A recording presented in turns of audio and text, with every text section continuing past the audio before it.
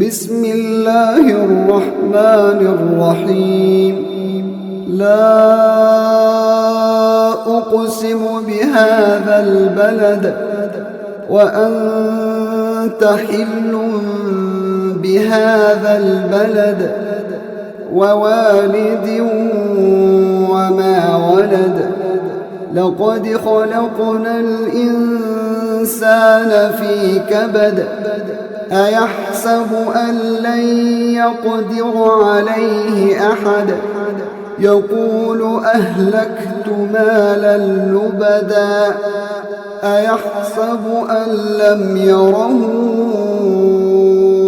أحد ألم نجعل له عينين ولسانا وشفتين وهديناه النجدين فلاقتحم العقبة وما أدراك ما العقبة فك رقبة أو إطعام في يوم ذي مسغبة يتيما ذا مقربة أو مسكينا ذا متربة ثم كان من الذين آمنوا وتواصوا بالصبر وتواصوا بالمرحمة أولئك أصحاب الميمنة والذين كفروا بآياتنا هم أصحاب المشأمة عليهم نار مؤصدة. شروع اللہ کا نام لے کر جو بڑا مہربان نہایت رحم والا ہے. میں اس شہر یعنی مکے کی قسم کھاتا ہوں اور تم اے نبی صلی اللہ علیہ وآلہ وسلم اسی شہر میں تو رہتے ہو، اور سب کے باپ یعنی آدم اور اس کی اولاد کی قسم کہ ہم نے انسان کو محنت و مشقت میں رہنے والا بنایا ہے. کیا یہ خیال کرتا ہے کہ اس پر کوئی قابو نہ پائے گا؟ کہتا ہے کہ میں نے بہت سا مال برباد کر دیا. کیا اسے یہ گمان ہے کہ اس کو کسی نے دیکھا نہیں؟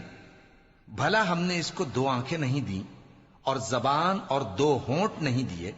یہ چیزیں بھی دیں اور اس کو خیر و شر کے دونوں رستے بھی دکھا دیے، مگر یہ گھاٹی پر سے ہو کر نہ گزرا. اور تم کیا سمجھے کہ گھاٹی کیا ہے؟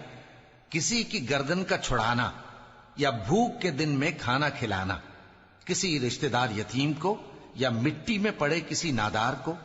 پھر ان لوگوں میں بھی شامل ہوا جو ایمان لائے اور جو صبر کی نصیحت اور ایک دوسرے کو مہربانی کی تلقین کرتے رہے.